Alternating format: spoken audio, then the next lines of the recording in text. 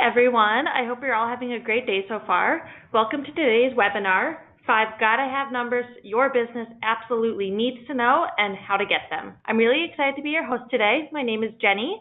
Steve's here as well, and he'll be helping us out by answering any of your questions throughout the webinar. This webinar is brought to you by us here at Surefire and our friend Tim Moosh at MarketSharp, two companies dedicated to the home improvement and home services industry. But before I introduce Tim, I want to quickly tell you a little bit about Surefire and who we are. We're located in Northern Virginia, and we help small businesses throughout the nation drive visibility through all channels on the web so they can continue to grow their business with ease. Our mission here is to educate businesses on a variety of topics to help you succeed and help the industry grow. We want to know who you are too, so let us know where you're joining us from today. And you can do that in the chat box, which is located on the right-hand side of your screen there. So a few quick reminders before I pass it over to Tim. You will get the recording of this chat next week, and like I mentioned earlier, you can ask us questions throughout the presentation, make comments, etc. in the chat box on the right-hand side of your screen. And don't forget about today's giveaway. One lucky attendee will be winning a Google Home Hub at the end of today's presentation. So without further ado, today we have MarketSharp's Director of Business Development, Tim Moosh, here with us. He has an extremely informative presentation prepared, so pay attention and get ready to take some notes and ask him all of your questions. So you can go ahead and take it away, Tim. All right. Well, thanks, Jenny, and thanks to everybody else for joining us on this webinar here today. I think we got some pretty good information to chat about today, especially as we wind down 2018 and head in 2019. So with that in mind, let's go ahead and dive in. And where I'd like to begin is with some really good news. And this news we're going to talk about for the next couple minutes probably isn't going to be new news to you guys. It's probably something you're experiencing. And what I'm referring to is the fact that, gosh, in our industry right now, things are really rocking. You know, this is the latest from the folks at Harvard University at the Joint Center for Housing Studies, and they keep track of what's going on remodeling activity-wise, and they take a look at past trends, and then they kind of project into the future what's happening. And without getting into a lot of detail about this bar chart right here, you notice that as we get into 2019, the second quarter, on track to do about $246 billion in remodeling expenditures going on. And I think the point we want to get out of this bar chart here is it's going up. And that's what I don't think is a surprise to anybody on this call, because economic conditions are really good right now. Things are really rocking. And I got another piece of information here that's fairly new. And this is compiled from a list of 550 of the top replacement contractors in our industry. And this goes back to 2008 to 2009. If you remember back then, for those of you that were in the business, it wasn't a great time. You know, there was some economic things going on that wasn't wonderful. But look what's happened here. Just between 2016 and 2017 in the replacement sector of the remodeling industry. In 2016, $2.7 billion were spent.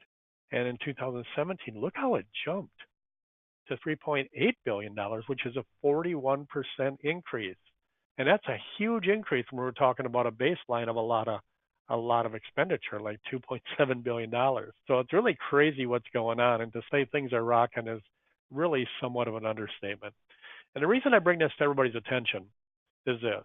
Oftentimes when things are really well and going well, sometimes it's easy for us to get a little lazy in our business because things come kind of easy. Actually, oftentimes we get a little slothful and we shortcut things and such as that, things such as that. And the point I want to make is now's not the time to do that. When things are really rolling, there's a lot of money on the table to be gotten. Now's the time to be as efficient as you possibly can be to really maximize that opportunity. But beyond that, there's one more point I'd like to make about this. And I hate to do this, and to some of you this may sound negative, but my experience in the remodeling industry since about, probably the late 1980s has been such where we go through cycles where things get great and then something happens. Don't know what it is, but some things happen either economy-wise or things such as that. Then we go through a period that probably isn't so great. So a little bit of peak and valley stuff going on here. And here's my point. Not only does it make sense to be as efficient as you possibly can be right now when things are really rolling, it's probably more important to have all your ducks in a row, be as efficient as you possibly can be if things do take a downward turn, and they will. Again, don't want to sound negative there, but actually, this conversation we're having is probably very positive because it's really something you should prepare for. Because what I see happen when things do take a little bit of downturn, the companies that really don't have efficiencies in order oftentimes really struggle and in many cases don't even last. So you guys on this webinar are probably a great example of people that want to learn, get new information on how to grow their business. So maybe I'm preaching to the choir here, but it's just something I wanted to mention to let you know how important it is to really pay attention to your business and work on your business. So with that in mind, the concept or the thought here is make hay while the sun shines right now. Do the best you can right now to really cash in on the conditions we have going on right now. So today's topic, kind of a long one. Your home services business is speaking. And then there's a question, are you listening? And then we got this, the 5 gotta have numbers you really need to know in your business. So let's chat about that for a little bit. But before we do, let's think about your car. And I don't know if anybody here recognizes that little symbol you're seeing on screen there. If you do, put it in the Q&A window. And Jenny, you might want to let me know if anybody comes in with what that indication is as it relates to your car. So give it a couple seconds. If you know what that is, if you've experienced this in your car, type it in the Q&A window, and Jenny, you monitor that. And why don't you let me know if anyone comes through with an answer? Anyone at all yet? We've got everyone saying it's the check engine light. It is. Many of us have experienced that thing, and it's dreadful. You get that thing flashing at you, going, oh my gosh, what's going on? Could be major. Sometimes it just could be a sensor. You've heard all these stories and things such as that. But it's really something I think that we should begin our discussion with today and kind of relate what we're talking about here today with our automobile. So let me take a look at a couple other things here. You may not be aware, but there's potentially 64 different alerts that can go on in your car. And many of these little icons you recognize, like the check engine light. But that's what happens in your car. You have all this data there available to you to really know what's going on operationally with your automobile. And based on that data, you can take steps to do whatever you need to do. If you're low on gas, you're low on oil, whatever the case may be, you can go ahead and make corrections to it. And that's the idea of what we want to talk about with our business. Now, unfortunately, in our business, we don't have the equivalent of a dashboard of a car. Well, I guess some of you do, but in most cases, we don't. So I kind of look at it this way. You got this going on here, and here's a business that's open for business. Things are rolling. And wouldn't it be cool if all of a sudden you had a little indicator that went on when leads got a little low? Or how about you get an indicator that, you're generating a bunch of leads, but you're not converting that many to appointments. Or maybe your closing ratios aren't as high as they could be.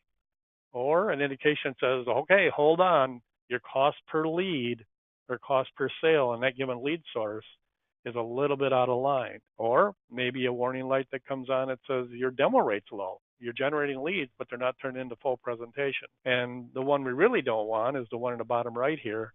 Your profits are not as high as they could be. And typically, if that were the case in a business, all of a sudden what's going to go off here is your check business light. And that's what we want to focus on here today, is to be able to get this kind of data so we can make decisions in our business and improve certain things that might need improving. Because if this check business light goes off and goes on and stays on for a while, that little open sign up there could change to a close sign, as we talked about earlier. So just thought that was a great analogy to kind of make some comparisons to a car and how it relates to our business. So that said, let's move on here and let's talk about these things that we want to really monitor in our business. And here's what they are. Your inquiry to set appointment conversion percentage. Next is your set appointment to demo percentage or demo or presentation percentage. Third, your salespeople's closing ratio. We'll look at that a couple different ways.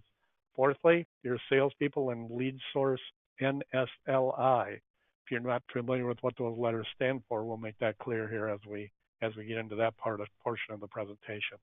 And then fifth, your marketing cost per sale. These numbers are critical to your performance and the efficiencies that you're going to have in your sales and marketing process. And my experience is such that many companies out there monitor some of this stuff, Specifically, a lot of us monitor number three there, closing ratios and things such as that. But there's other things that are equally important in your business. So we're going to kind of talk about each one of those. But before we do, a couple thoughts. First off, a lesson in knowing your numbers. This is a great lesson. It's UPS, very efficient company, been around for a long time, and they discovered something. Matter of fact, they discovered that their trucks drove 2.5 billion miles in a given year.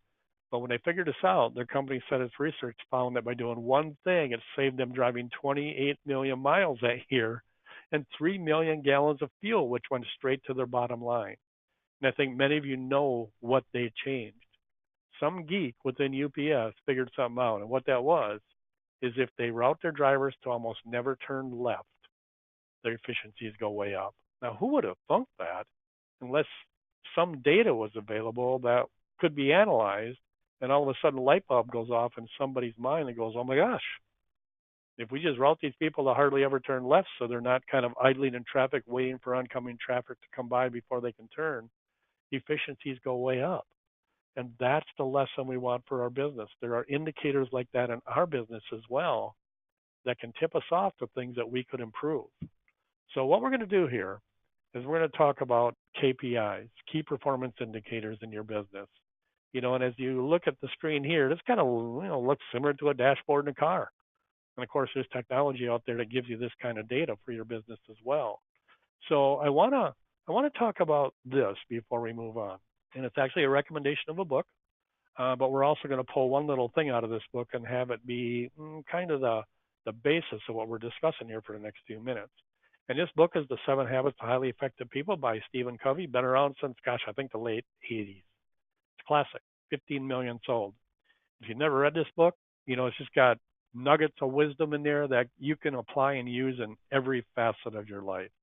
Just going through them, be proactive, begin with the end in mind, put first things first, think win-win. Number 5, seek first to understand, then be understood. Number 6, synergize. Number 7, sharpen the saw. Now, don't have time to get into all these things. The one we're going to focus on here today as it relates to today's topic is begin with the end in mind. My gosh, does that make sense or what? In pretty much anything you do. If you're going on a trip somewhere and you're mapping out your course, you begin with the end in mind, don't you? You have a destination in mind, and then you plot it backwards from there of how you're going to get there. Unfortunately, many of us in our business don't do the same. So we want to have that in mind as we go through and talk about each one of these numbers that we got to have in our business. So begin with the end in mind means you got certain goals for every one of these metrics we're going to talk about.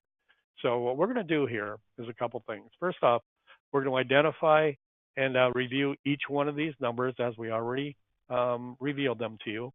And then what we're going to do is we're going to talk about what a benchmark is for that number. What you could expect in your business that you could have maybe for a goal to achieve with that number. And then we're going to go a little bit beyond that. It's one thing to know these numbers, but it's another thing to have strategies in place to improve your performance and get that number up performance-wise, just like UPS did. So that's what we're going to attempt to do with each one of these numbers, give you some ideas of maybe how you can improve. So let's dive in. KPI number 1, your inquiry to set appointment conversion percentage. The math is simple. You take your set appointments divided by the number of lead inquiries you get. In other words, what percent of the inquiries that are coming into your business are you able to convert to set appointments? That's a huge deal. And when I see a company that has an inefficient sales and marketing process, frankly, this is a place where many companies fall down. For some reason, they just don't put a lot of emphasis on this. They'll train their salespeople to the nth degree to be great closers and stuff like that, and you should. But what about the people that are responsible for taking these sparks of interest that might come from a web page, might come from a home show, heck, it might come from a sweepstakes entry if you do stuff like that, and have the skill necessary to convert that to an appointment so you get to tell your full story. This is huge. So why it matters? This number is going to give you a gauge of how good a job your company and your staff is doing at converting your expensive leads, which, by the way, in our industry, an issued lead to a salesperson is running right about $376 each, and that number is going up. Okay, this is where a lot of business falls through the cracks in a lot of companies. So let's talk a little bit about typical benchmarks. And of course, this can vary substantially based on a number of variables, such as how you're generating your leads. I already mentioned some of you maybe have a sweepstakes ad on Facebook or something. And obviously, the kind of leads you get from that are not the kind of leads that have their checkbook ready and ready to purchase tomorrow in many cases. They got to be nurtured, massaged, and so forth. So your set appointment percentage is going to be less with those kind of inquiries than, of course, they would be on somebody who's a referral, where oftentimes you're able to set that to an appointment 100% of the time. So this will vary depending on how you're getting your leads. Industry averages, if you want an idea, will range from about 60 to 90%. In other words, 60% to 90% of your inquiries are turning to set appointments. And if you're a typical company in the home improvement space, I'm going to use exterior remodeling as an example here. And I know some of you aren't necessarily in that business, so you got to kind of roll with this. But those of you that are in that business, I would say 80% is a great end in mind number to have as a goal with this particular KPI. All right. So what are some things you can do to improve this? Question for you as it relates to this. Are you taking full responsibility for the job to accomplish this? By accomplish this, I mean taking that inquiry, that spark of interest, and turning them into somebody who says, yeah, come tell me your whole story. And it's a big responsibility. And I want to take that word and break it in half and ask you this question. Does your company have response dash ability here? That's what it's going to take to be really good at this. And there's two elements when you're thinking about how companies can be the best they can be at this particular part of their business. And here's what they are. There's speed and there's skill involved in this. Let's talk about each one of those briefly. First off, speed, especially with web leads. I think you guys are aware that when people kick tires on the web and find you however they find you, those leads, if they raise their hand and say, hey, I'm interested in what you got, either they fill out a form or they call you or whatever happens, I think you're probably aware that speed and response is critical to success here. Here's some statistical information from a survey that Ohio State University did on about 15,000 web leads. And look at this. 78% of the prospects convert with the first party to make contact. Now get this. If people are out kicking tires on the web searching for the kind of products you sell, chances are pretty good they're going to find you and possibly a competitor or two. It's just the way it goes. So if that number is true, if 78% of the prospects convert with the first party to make contact, yeah, I'd want to be first because your odds go way up. How about top right? Responding to leads in the first minute can improve conversion by as much as 391%. And it goes on and on here. I think the point is got to get to these right away. So have processes, systems in place that make this happen. A form comes into your business, immediately get to those folks because that's when they're interested. They're not interested 2 days later when they went and spent the money they were going to spend on a new deck on a big screen TV, because you just lost your opportunity. So this is huge. I got some other statistical information that's kind of new from our friends at Keyword Connects who do lead generation for our industry. And they decided to check this out in our industry. Not necessarily Ohio State, working with leads that might be in other types of industries. I still think it's very relevant. But Keyword Connect has a call center and they generate leads, plus they're also responsible for making the phone call to convert that lead to an appointment. So they track this. Here's what they've learned. In minute one, when they called back a web form submission within 1 minute, they were 28% more successful at setting an appointment than they were in minute two. That's like crazy. Minute two, 15% more likely than in minutes 3 and 4. And then going down, minutes 3, 4, and 5, here's what it is. You're 48% more likely to set an appointment by calling a homeowner back in the first minute than you are 2 minutes later. Not to mention an hour later, or a day later, or a week later, or possibly never. So this is so important to squeezing the most out of all the money you're spending on your web strategies and converting them to solid set appointments, which in turn give you an opportunity to convert them to sales, which is what we're after. So this is great information. So speed is one of the elements when we talk about, are you taking responsibility or do you have response dash ability? The other one is skill. And here what we're talking about, and by the way, here's how speed can work if you have a CRM like MarketSharp, and many of you do on this call. A web form submission comes in from your website, bang, it goes right into the lead section of your CRM. Immediately, people are alerted in your office through text messages, emails, and beep, beep, beep, we got a lead. Get to those people now and get to them and get that converted to an appointment. Additionally, because of technology, the person that submitted a form gets communicated to via email, text message, however you want, thanking them for their submission and letting them know we'll be in touch and things such as that. It kind of sticks them into a nurturing campaign automatically. Technology is a great thing nowadays. It really makes our life a lot easier. But the next thing that's necessary, in addition to speed, is skill. And what we're talking about here is knowing what to say, because typically you're on the phone here, you're trying to convert that inquiry to a set appointment. Oftentimes a phone conversation, not always, but oftentimes it is. And you have got to get your people trained up so they know how to do this.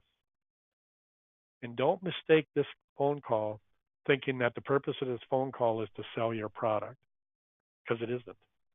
The purpose of this phone call is to sell what I would call the value of the visit, which is a whole different thing than your product. What's in it for the person to take the time to invite your people out to tell the story if that's how your sales process works. Because here's the kind of questions that come in on the phone. You know what they are. The biggest question that comes in is, oh, yeah, okay, yeah.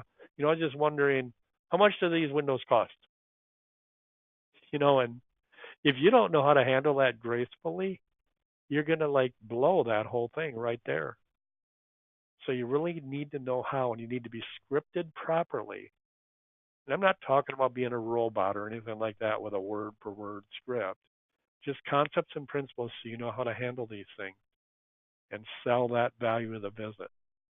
See, that's a sale that has to be made by your company before you get a chance to really make your sale, which is the sale of your product.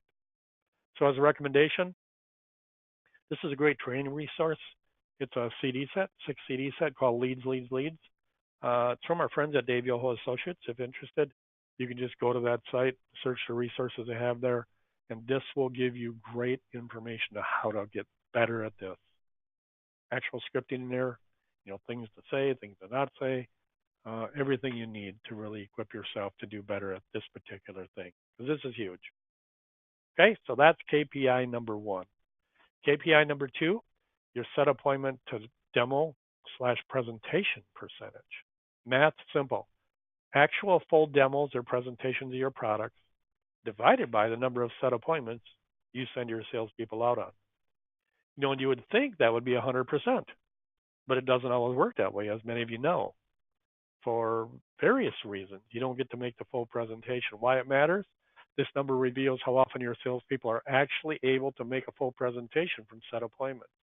It can smoke out salespeople who do things like, oh, that appointment's over on that side of town. Yeah, I'm going to call those guys first. So they get on the phone, overqualify them in many cases, and just make a decision arbitrarily. Yeah, I'm just not going to go do that one. Didn't do the demo. Don't want that to happen. Okay? You really don't want that to happen. So this is important to know this number. It really is.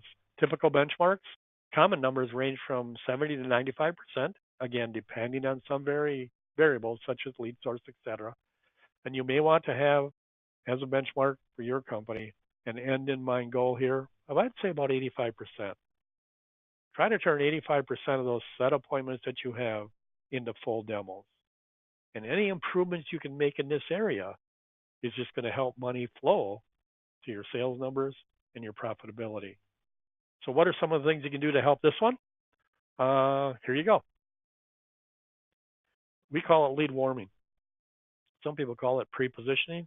And what it is simply warming up these leads and appointments you got before a salesperson, estimator arrives at their place. We really don't take a hairdryer there, but I think you get the idea of what we're doing. So how you can do that? A couple things. On the left there, you just got a letter. If you got enough time, get a letter in the mail to them with a picture of the salesperson that's coming to see them. If not much time, do an email. That's the one kind of, bottom right with a picture of the salesperson. Now, the picture of the salesperson is important there because what it does is it kind of disarms people and reduces anxiety for them because they're kind of concerned. They hear bad stories about home improvement companies, and things like that. And all of a sudden they get this in the mail and the person looks reasonable and safe, you know.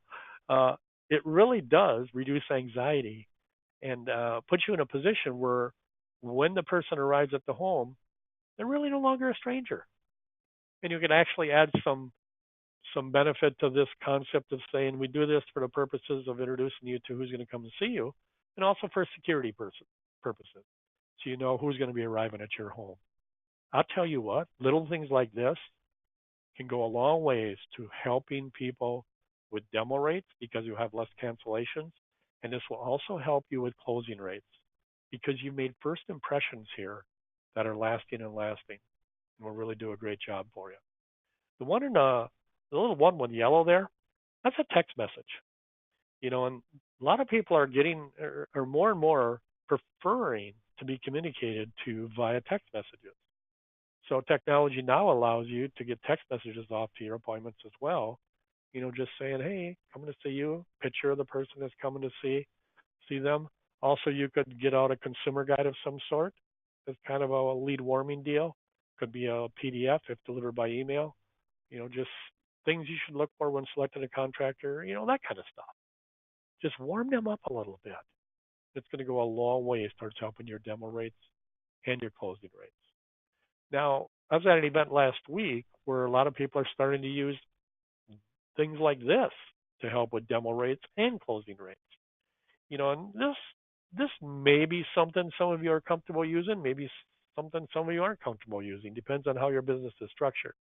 But a lot of people are having pretty good results in helping reduce the incidence of what we now call single party presentations, where you don't have all the decision makers there, by using travel vouchers. In other words, what will happen is in the scripting you're doing when you're setting the appointment, you let them know that you would love to have everybody who would be involved in making the kind of decision for this for their home to be present at a presentation, and you're happy to offer them a travel voucher if they can comply with that. There's probably more elegant scripting on how to say that, but a lot of people are having good results with this, and they don't cost much. If you want to learn more about these things, and the guys that are doing this is a company called Fish Shack Marketing and Promotions, and these things are quite inexpensive for what they can do for your business because they can evolve to an upgrade. Once you have the presentation, it comes closing time. You can evolve it to like a 7-night cruise certificate. If they go ahead and go with the project. So there's all sorts of things you can use with this. It can increase demo percentages up to 25%, increase one call closing if that's your method, 15 to 18%, reduce cancellation, increase referrals, increase the salesperson's performances. So a lot of things that can be done with this to help you in this part of your business and affect your numbers. So again, if you're interested in learning more about this, send me an email at tim@marketsharp.com. Just mention travel. I'll get what you want, and I'll just get you in touch with people that can give you information on all this. Really, really something that I would consider trying to help you improve some of the things in your business. Okay, so that's KPI number 2. And what that is, as a review, it's your demo rate. In other words, what % of your set appointments are actually full presentations. Number 3, your salespeople's closing ratios. And I think we should look at that 2 ways. Number 1, versus leads just issued to salespeople. And number 2, versus leads actually demoed. Because both tell a little different story. Why it matters, it reveals how often your salespeople are actually able to make a full presentation from set appointments. And it can smoke out salespeople who overqualify prospects, as well as other important information such as the skill of the appointment setter in setting expectations. So this is pretty big. Typical benchmarks.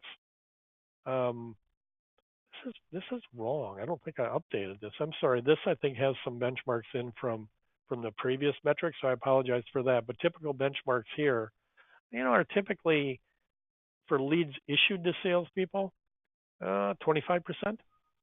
For leads actually demoed, maybe 30, 35% in terms of what percent of them are actually turning into closed sales. That's how you should look at this. Analyze this by leads issued and by leads demonstrated with a 25 to 30% end in mind benchmark for your salespeople. So what can your company do to improve this one? Actually, before we get to that, I think what I'm going to do is blend in KPI number 4 here because it's similar, but it's a little different. It's your salespeople's and your lead sources, NSLI, which is net sales per lead issued. And this math is simple. Take your net sales number, in other words, the sales that are made that are actually going to be installed, should you have any rescission or finance rejection, things such as that, divided by the number of leads issued either to a salesperson or by a given lead source. Okay, this metric tells a big story with one number. First, it focuses on net sales, not gross sales. And second, because it's based on the leads issued, it factors in their demo efficiency along with their closing efficiency. This report should be run by both salesperson and lead source. Benchmarks, your product type's a big factor with this number.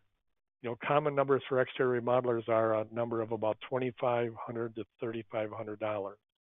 Okay, that's what the number will actually end up being when you consider, if you issue 10 leads to a salesperson and they come back with $25,000 in business, it's 10 divided into $25,000, which is a net sale per lead issued of $2,500. You see how the math works. Okay, lower ticket items will result in a lower number naturally. So if you're exterior remodeler, windows, siding, roofing, etc., a good end in mind goal here is about $3,000. Should be a good NSLI number for both salespeople and for your lead sources. Because not only do you want to analyze salespeople here, you want to know what lead sources are really performing for you, that every time a lead is issued from that lead source, it's turning into this amount of net business for your company. Huge number for you to monitor what's going on and determine whether or not some improvements could be made, or the converse of that, determine whether or not you should really be telling people they're doing a great job because they got good numbers. So these numbers aren't just for looking for problems. These numbers are also looking so you can reward great performance. Okay, so that's KPI number 4. Now, a couple things you can do to help that one. Number 1, sales training. Don't think that your salespeople just know all this stuff. Get training for them, ongoing training, so they can continue to adapt to customers as the dynamic of customers changes over the years. Because it's certainly different now than it was 20 years ago in terms of the things that really work in the sales process. Another thing I think is totally under-leveraged that can affect closing ratios are companies that do not leverage financing. In other words, oftentimes companies will use financing and pull it out of their back pocket if they think they need it. I suggest that on every presentation that you give, you lay out financing options as one of the options for payment.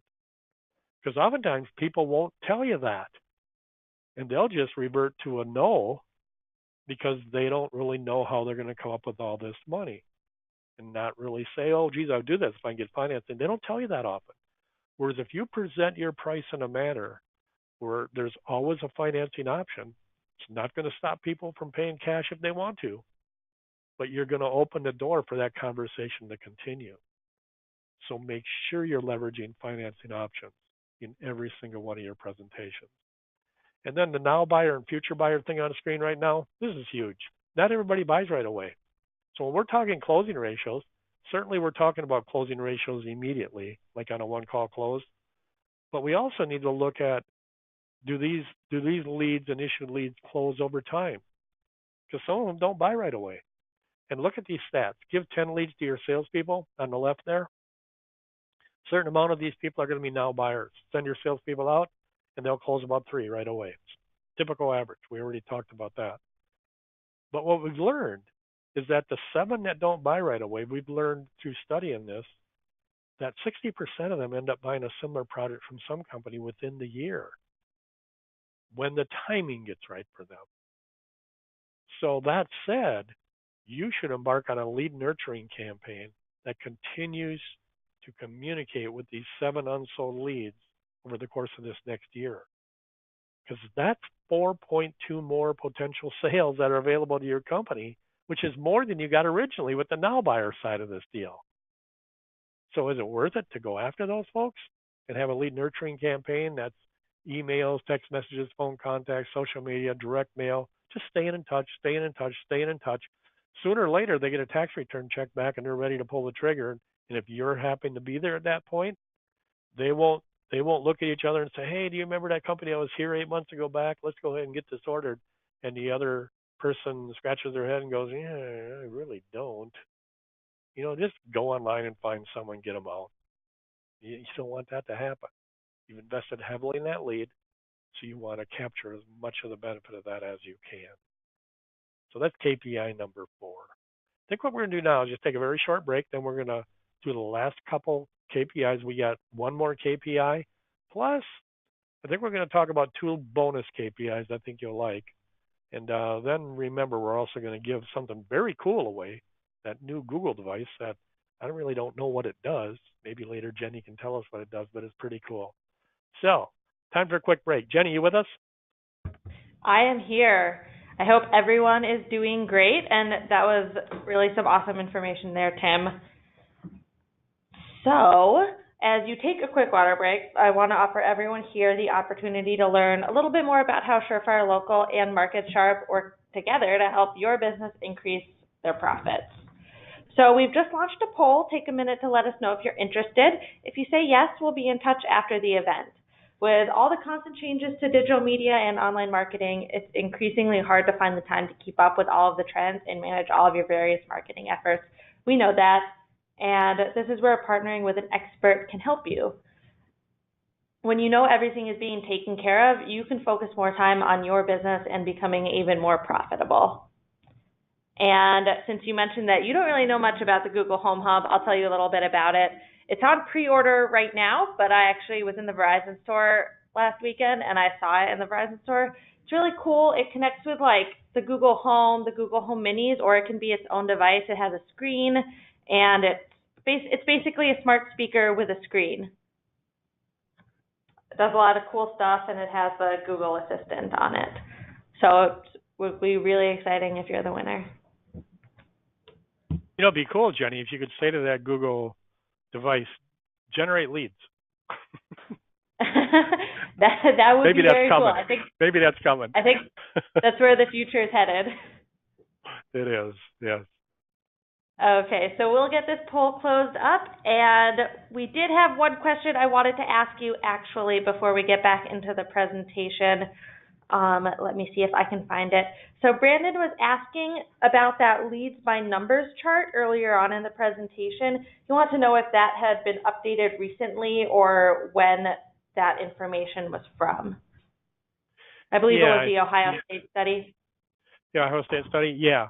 That's a good question, Brandon. I think that particular data is probably about 4 or 5 years old. So whether it's as relevant today as it would have been back then, I can't say for sure. I think a lot of it still holds true. But I can tell you that breaking news data from Keyword Connects, if you remember that talked about 1 minute, 2 minutes, 3 minutes, and all that. That's fresh. That's new. And it's in our industry. So that I can tell you. Sometimes data hangs around for a long time, and oftentimes data gets talked about for decades, and it can get to the point where it's not as relevant as it could be. But I'm pretty confident that stuff is still relevant today, as proven out by the Keyword Connect verification of that, and how it seems to be going on. Yeah. Good question. Okay, great. So we will let you get on with the presentation. All right. Let's go to KPI number 5, your marketing costs per, and I have this underlined, sale, and something called your marketing efficiency average. And the reason I have sale underlined, oftentimes we think it's a good idea to track our marketing costs per lead. And there's nothing wrong with that. But when you think about it, leads don't pay your bills and drive profits to your bottom line. Sales do. So just knowing how much you're spending per lead doesn't tell you the whole story. So the math here is pretty simple. Dollars spent on each lead source divided by the revenue of sales received from that lead source. Okay?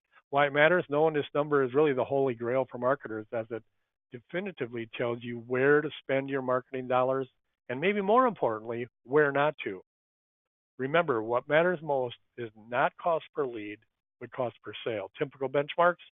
This is simple math, but could possibly be one of the most important numbers your business needs. The number is directly related to your cost per inquiry and your closing rate, and it could vary from $300 if you're getting very inexpensive leads to over $1,500.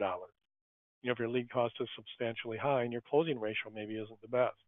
Typical exterior remodeler, should have a end in mind goal of about $900 cost per sale, not per lead, per sale. And I know some of you are looking at a number and shuddering, thinking, no, I don't spend that. You would be surprised if we're talking about per sale here. Let's look at this a little differently. This number, as I mentioned earlier, is the typical cost for an issued lead to a salesperson, not the cost to generate an inquiry. This is an inquiry that's generated that got to the conversation about setting an appointment, maybe got through a confirmation process, and actually issued to the salesperson. And everything involved in making that happen is bundled into this cost. And that's what the average is in our industry right now. So thinking about that, let's look at it this way. It means every time a lead slip is given to your salespeople, you're spending what you can see on screen right now. And that hurts a little more when you look at it that way, doesn't it? That's a lot of money. These are like assets to your business, these leads. But get this, an unconverted lead is simply a cost to your business. So we got to turn that into not a cost, but a profit to your business. So let's turn a page on that, and let's take a look at cost per sold lead and what we can do to reduce the cost per sold lead. So let's calculate what a sold lead might be based on that average lead cost, and yours likely varies a little bit. But if you have a 33% closing ratio on your issued leads, that means if each lead is costing you $376.70, you got to run 3 of those things to get a sale, right? Pretty simple math. Cost per sale then, 3 times that, $1,130.10. Look at what that looks like in $100 bills. That's a bunch. Okay, so realizing that, what can we do to reduce this cost per lead and cost per sale? So a couple thoughts.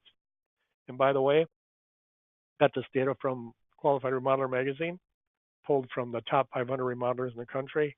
You see the columns here is the type of firm, full service design build, kitchen and bath, home improvement, insurance restoration, and the totals. Number of firms that are in the top 500 on each of those categories, number of jobs they did last year, amount of revenue they did last year. And for those of you that are looking for a benchmark on what percent of revenue should be spent on marketing, here's some benchmarks for you depending on where you are in our space. If you're a full service remodeler, the typical top 500 company there is spending 4.6 of their percent of their sales on marketing. Then if you go to the home improvement companies, the exterior remodelers, most of you on this call today are likely in that category. They're spending about 11.2% of their revenue on marketing. So just some benchmarks for you to think about when you're trying to plan out what maybe you should do. Okay, so what can we do? Remember this song? It's been a while, about 1980, I think, by Johnny Lee. It actually was in the soundtrack of Urban Cowboy. And Jenny, I could ask you to sing this right now. You want to give it a go, or we're gonna have Steve do that? I don't know the song. Oh, you're too young. Okay, you got some homework. Okay. I'll listen to it on the way home. Okay, I would give it a go, but I'm not going to. So it's a song many people on this webinar who have been around back then probably recognize. And what in the world does this got to do in our content here today? See, I think one of the problems we got, and one reason we got high lead costs and things such as that, is we're doing something similar. We're actually looking for leads in all the wrong places. And I think that's something many of us do. So get some help with this from some people that know what they're doing, especially as it relates to web marketing. Because you can spend a fortune out there if you hook up with somebody that don't know this game and don't know what we're doing in our conversion process in this business. Just because a company can say, hey, we can do all your web strategies for you. We've done it for a whole bunch of companies, and some of them are pizza companies and things such as that. Yeah, it's a whole different deal. Whole different deal. So get some help with this. Bonus KPI. This is one. I think you guys at Surefire Local track this to a degree, but I think this is one we need to really, really pay attention to in the future. It's not one many people talk about, and I call it your positive online review efficiency average. For short, PREA. Simple math. Positive reviews acquired divided by completed jobs. That's it. Why it matters? Simple. Your online reputation is like currency to your business. And this stat shows you how vitally important it is to your business's future. It affects lead generation, demo rates, closing, cost per sale, everything. This metric, as far as a benchmark goes, isn't usually something many companies track yet, but they should and will be. So put systems in place to have your company's, positive review efficiency average approach 60% right now, meaning 60% of your completed jobs are going to result in a positive online review. Now, does that happen just by wishing it to happen? No, it doesn't. You're going to have to work at this. And here's something to maybe motivate you to understand the value of this. It's an infographic called 50 Stats You Need to Know About Online Reviews. Just a couple over there on the left, 84% of people trust them as much as personal recommendations. Wow. How about the second to last stat there? 73% of consumers think reviews older than 3 months are no longer relevant. So don't think that you got a bunch of reviews from over the past 4 years are going to cut it for you. No, continue to get fresh stuff. That's what you look for when you're out there looking for a hotel or a restaurant and stuff like that, aren't you? So our clients are no different. So this is a resource you can access along with a bunch of other cool planning resources at marketsharp.com/resources. You don't even have to fill out any form. They're just there for you if you wish to grab onto this. So just go there, get this, and get some thoughts in your head about how important this is to your business. I think all of us know that. But just one more comment as it relates to this. 3 steps to maximize your online reputation. Number 1, you've got to earn it. You've got to earn that online great reputation. So don't think it just happens by putting in windows and caulking them all. You got to give these people a customer experience that is, in the literal sense of the word, remarkable. Think about that word. It's a word that we should drill into our head and make sure everything we do with every client we engage is remarkable in the literal sense of the word, meaning they can't help but want to make remarks about what you did for them. So I suggest a book called The Purple Cow. If you haven't read that book, it's been around for a while, still relevant today, but it'll give you ideas of how to create that experience and separate yourself from your competition so people truly get done with doing business with you and they want to say great things about you.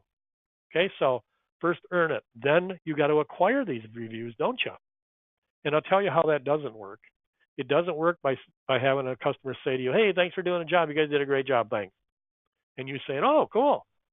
Mind if you put up an online review for us? Here's what they'll say. Sure, happy to. And then you both go your separate ways. It doesn't happen because they don't know how. They don't know where to go. Some do, most don't.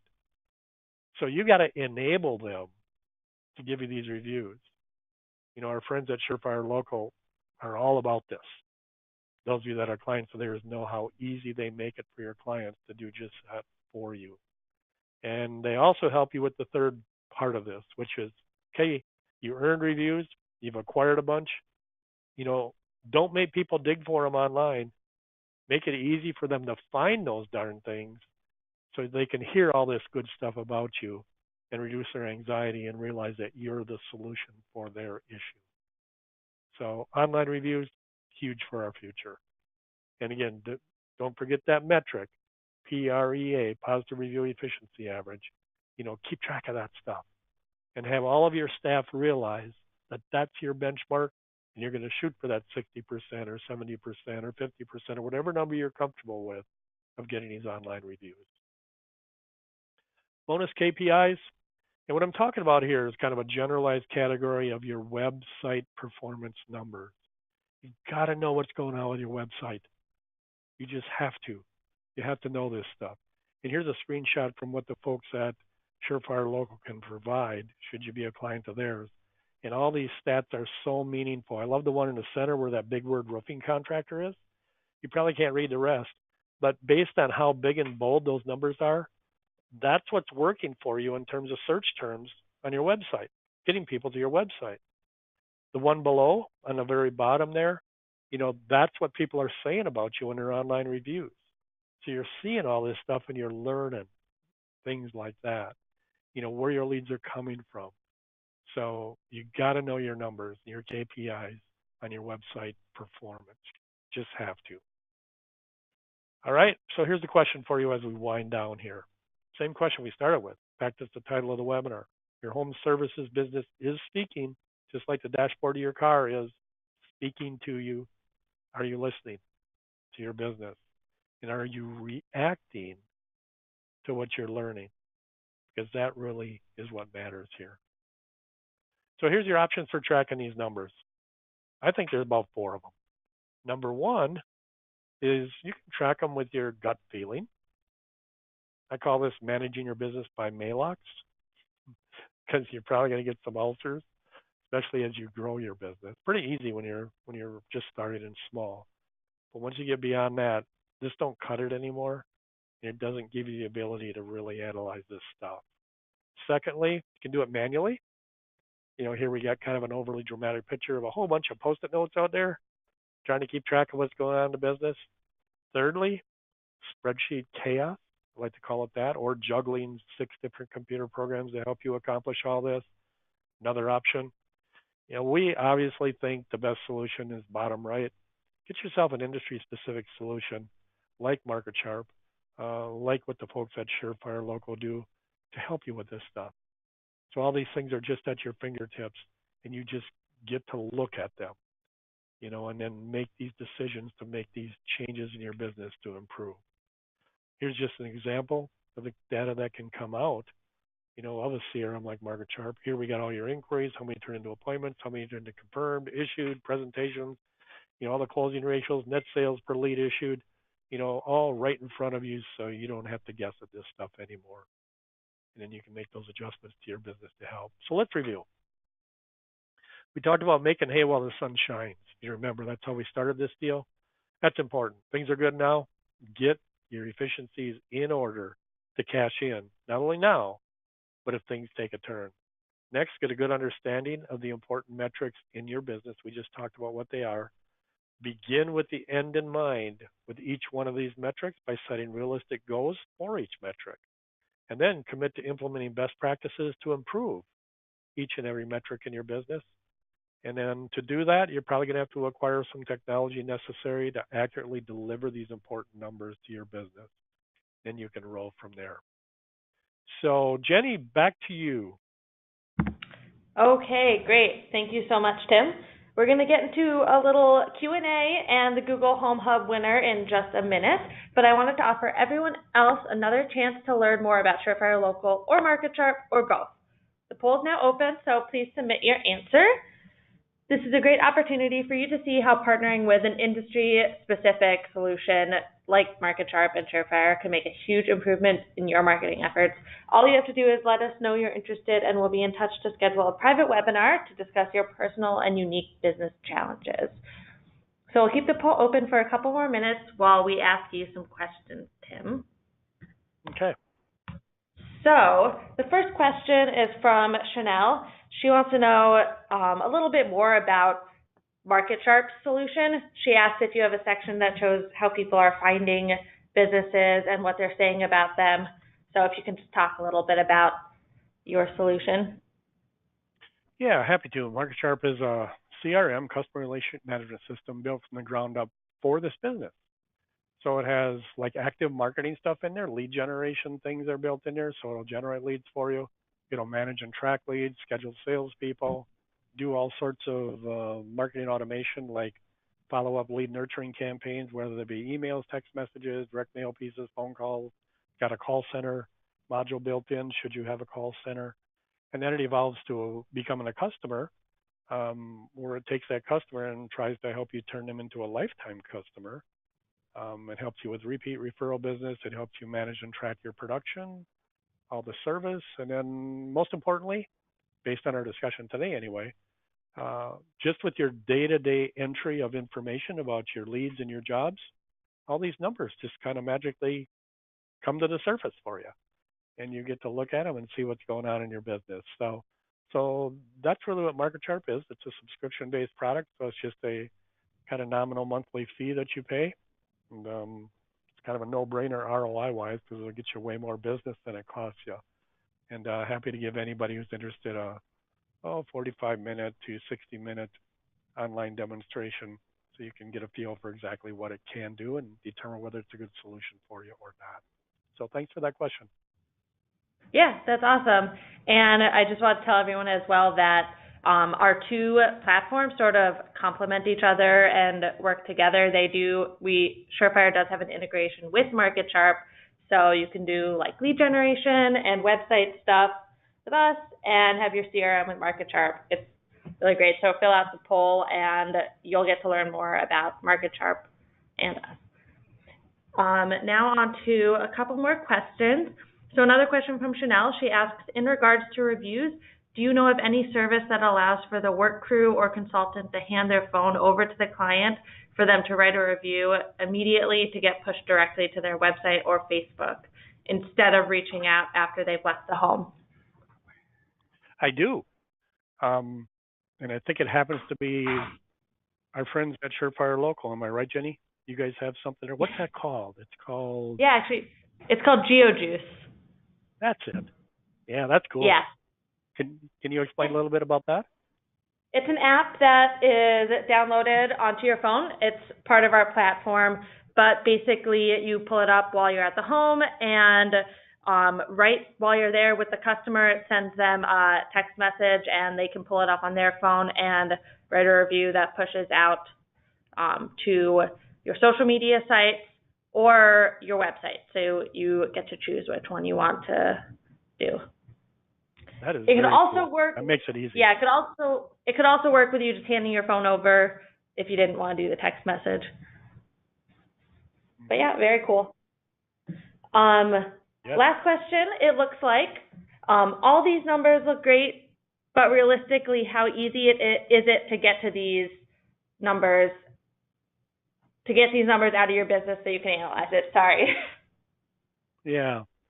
Well, if the question is how much energy do I have to put into something in order for these numbers to be available, I think that's the question.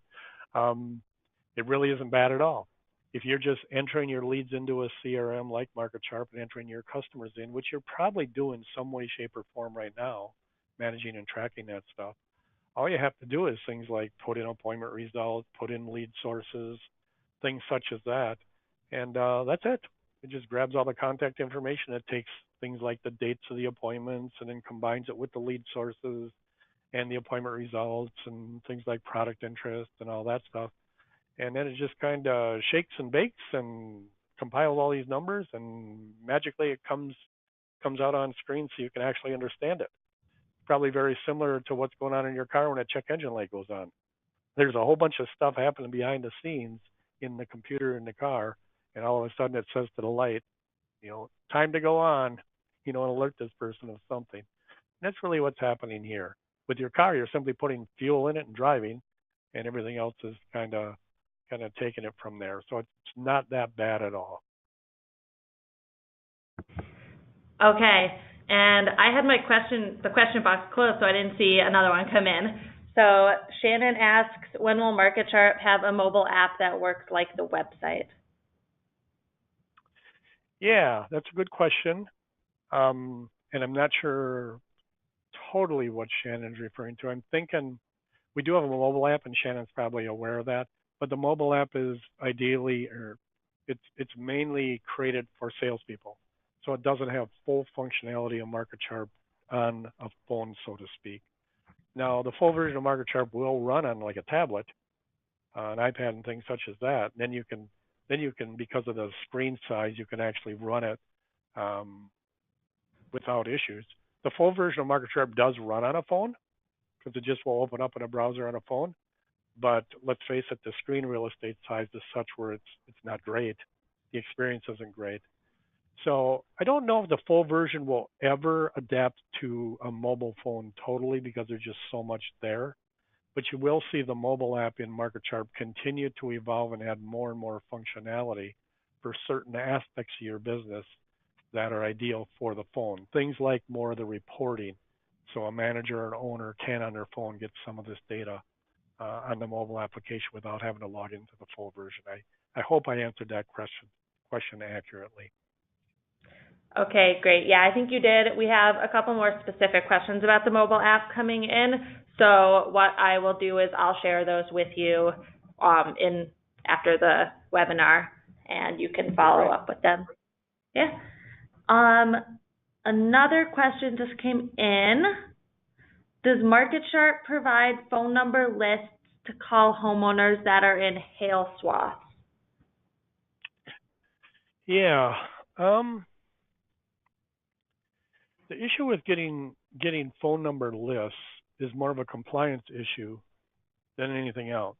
As we're all aware that the do not call list has come out, and frankly, a very high percent of the public is on the do not call list. So when you buy lists from companies, most of those numbers are scrubbed off because it's really not something you can call people on without risking fairly hefty fines unless they expressed interest in your company first. So that said, there are companies that will sell lists like that, and you run the risk of using them, kind of at your own risk. MarketSharp itself does not make those lists available, but we certainly can point you in the direction of companies that can help with that, should you be interested. So just get in touch with us. Okay, great. Be careful with that. Yeah, I second that statement. So in the interest of time, if there are any more questions, we will follow up with you personally after the webinar. We're going to move on to our winner of the Google Home Hub, and today's lucky recipient is Michael Winnow. I think I'm pronouncing your name wrong. Apologies if I'm not. Please email marketing@surefirelocal.com with your full mailing address, and we will ship that right out to you. So I want to say a huge thanks to Tim and to all of you for taking the time out of your day to join us. I really hope you learned something new, and I look forward to seeing you online at future webinars. Next week, to continue on this theme of planning for 2019 success, we're hosting a marketing planning bootcamp. It's 3 one-hour-long workshops, one per day, where 3 different experts will be discussing new marketing ideas and budgeting tips to help you create a successful marketing plan. And I'll be sending info out to everyone when we get off the webinar today. So please take a minute to fill out the survey at the end and let us know how we did today and what topics you'd like to hear about in the future. I really love to check those out when I'm planning the webinar schedule. So thank you so much and have a great day.